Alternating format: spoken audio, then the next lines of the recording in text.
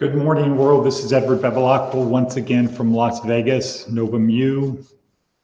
Today is Wednesday, November 28th, 2018. Let's see, it's my brother Bill's birthday today. That's the most interesting thing, I guess. Well, there's a lot of interesting things, but that's one bit of historical note. It's a beautiful, clear, crisp day, getting colder each day, a little bit darker in the morning. But here we are, and today's topic is, what are we doing here? So this is kind of the orientation, short little orientation video for all of our students.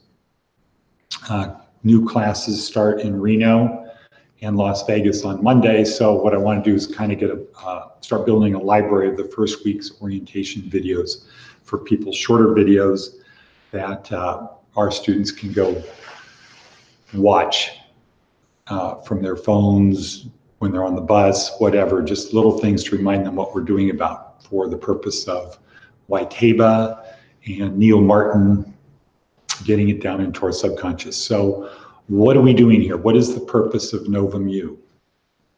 Well, our what we say, our simple 14-word pitch or a 14-word description is: we set up and staff classrooms that help struggling adults become successful.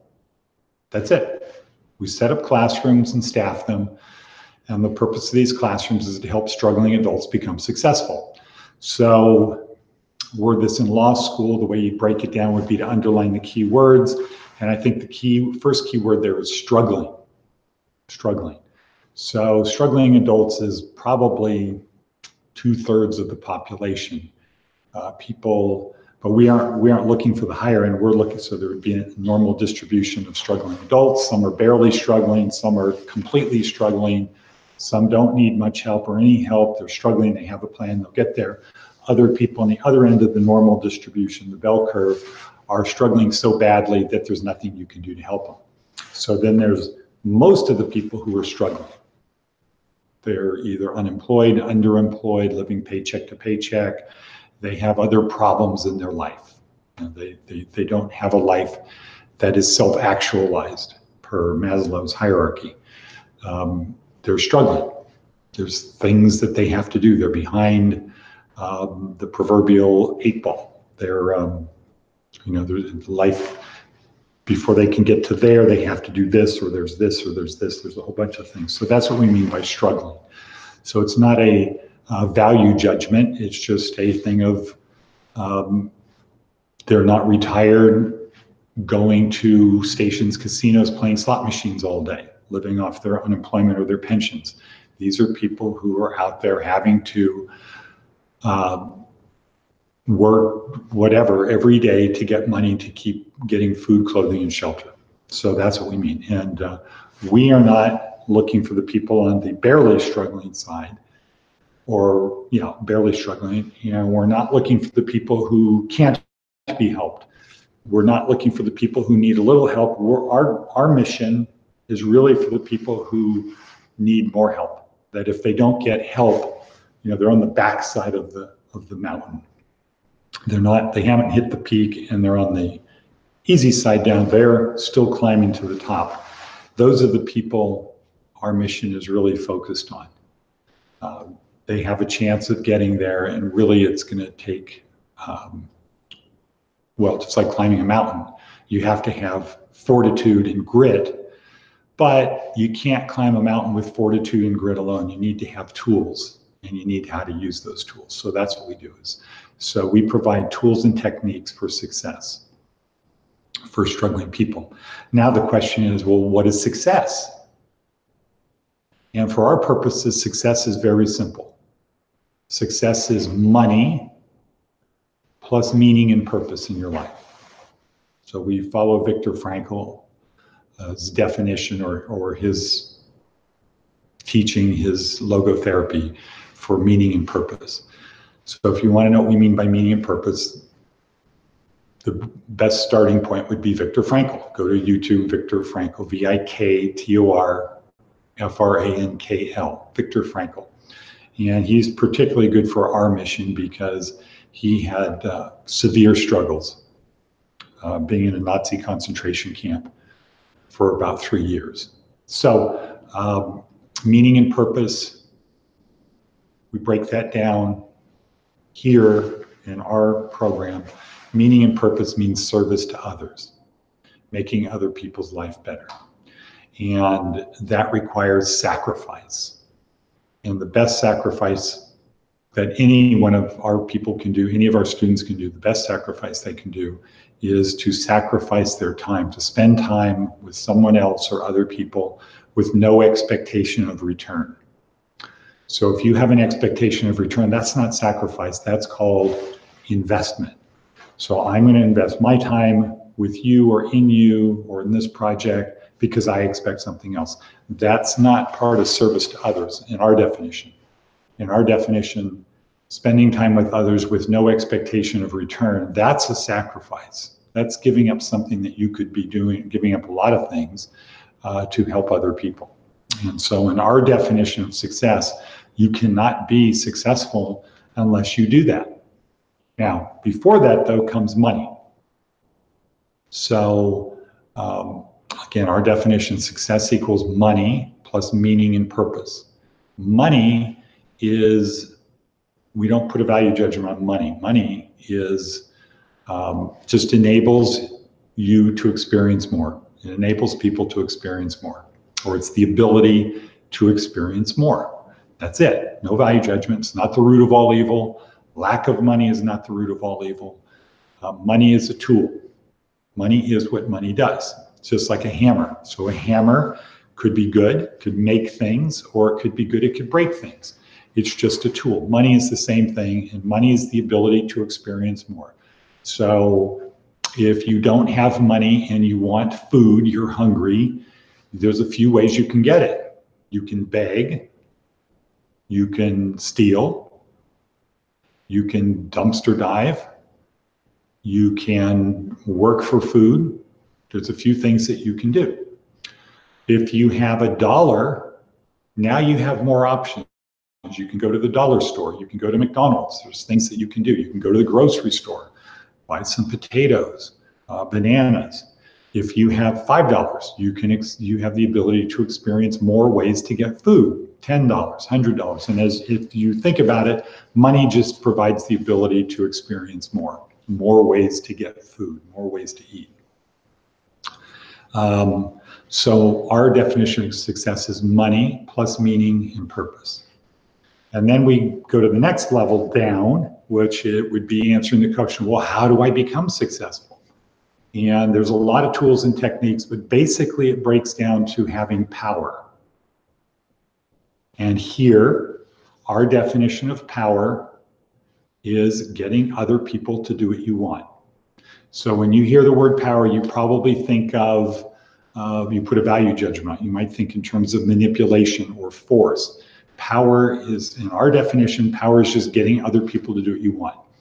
In business, at work, it's called management. What do managers do? Well, they tell other people what to do. Good managers are good at getting other people to do what they want. Bad managers are not good at getting people to do what they want to do.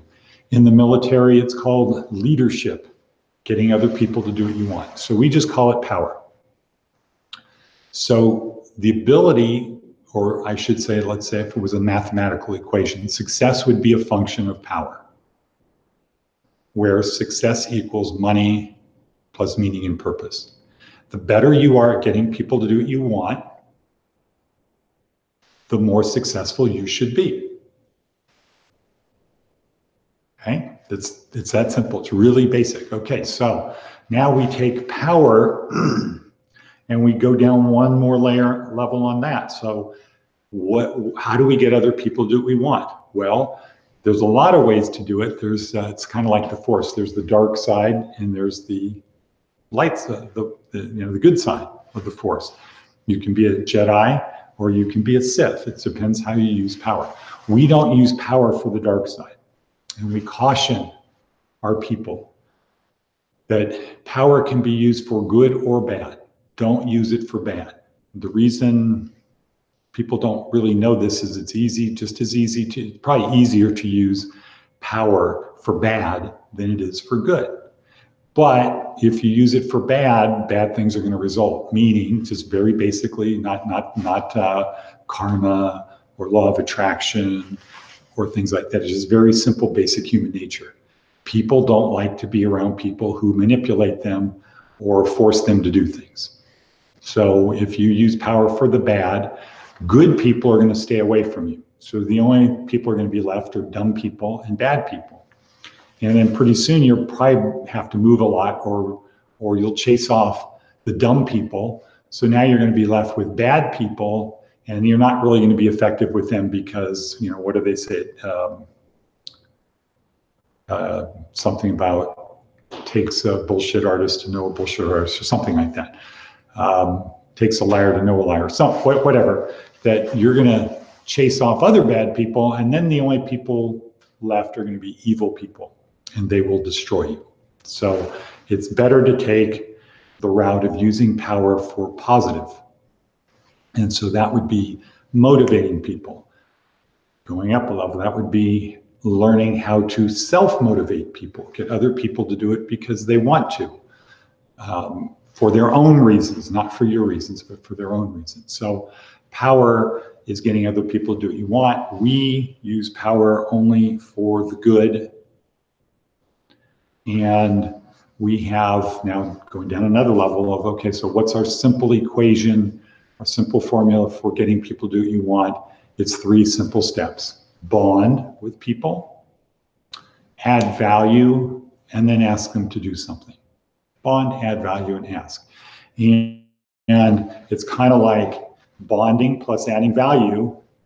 There's a relationship with the ask. You can't bond and add a little bit of value and ask a lot. You have to, and in our equation, you bond and add value more than what you ask for in return. And from a Stoic perspective, if you consistently do that, then the people who receive from you, that are the beneficiaries of the bonding and plus adding value, they're going to want to be around you because they're always going to get more than they give. You're going to give more than you take. So they're going to want to be around you because it's always a good deal for them. And Nolan Bushnell, who created our curriculum, simple advice is give 115%, expect 85% in return. So give, bond, and add value more than the ask. But that's how you get people to do what you want. Bond, add value, and ask. And by bond, now if we deconstruct that and we look at bond, imagine that you're in an fMRI machine, you and whoever you're trying to bond with are both in fMRI machines, and there's monitors up on the wall that other people can see what's happening in your brain. When you're bonded, your brain activity looks very similar. That's what we mean by bonding. And you know it when you feel it. You can feel when you're bonded with other people. They find things humorous that you do. They find things sad that you do. You react in a similar way. So that's what we mean by bonding. Adding value is making it worth their time. They learned something, they got something out of it. That's just basically what we do. So what are we here for? We're here to help struggling adults become successful. We're here to help struggling adults get money and have meaning and purpose in their lives. We're here to help struggling adults have money and meaning and purpose through getting other people to do what they want in a good and positive way. And we do that with the aim of having money plus meaning and purpose. That's it. And so in the next 4 weeks, you're going to be learning various tools and techniques on how to do that. Ultimately, it comes down to bonding, adding value, and asking. That's it. So what we're going to do in the next 3 weeks is we're going to learn how our brains work in terms of the structure of our brain, neurons, etc., and neurotransmitters, what causes our feelings, and then our belief structure. the reticular activation system. So we're going to spend week number 2 on inside our skull-sized kingdom. Week number 3, once I know how my brain works, I know how your brain works. And so now if I want to motivate you, I need to learn how to get you to do what I want you to do. So that's week 3 outside our skull-sized kingdom. And then week 4 is employment planning workshop, where we now take all of that and we apply it to getting for virtually all of our students, a foundational level employment. So that's not a career. That's something that starts you on the path of employment. That's something that starts building your resume, starts giving you skills, getting you to work with people, not hard, fulfilling, meaning and purpose, that type of thing. Get you a foundational level job, then hopefully we can get you to commit to go to stage 2, where we start getting you on a path towards a career and continue from stage 1. But that's why we're here. So welcome, put on your seatbelts. It's not designed to be easy. It's designed to be hard. If you find it is not hard, you're not pushing yourself enough. I would suggest you take a Navy SEALs approach of yesterday was the only easy day. And every day have that attitude. Yesterday was the only easy day. When you walk in the classroom, say to yourself, yesterday was the only easy day. And for 3 hours, push yourself to the limit, because there's a lot to learn, a lot to do, a lot of habits to break, a lot of new habits to get started. That's the idea. And then when you find something sucks that you don't like doing it, again, adopt a Navy SEALs approach to life, which is embrace the suck. Don't look for the easy way. Look for the hard way. We're here to help you move forward and become successful. But it takes the commitment on your part. So welcome, and we look forward to the next 4 weeks. Bye.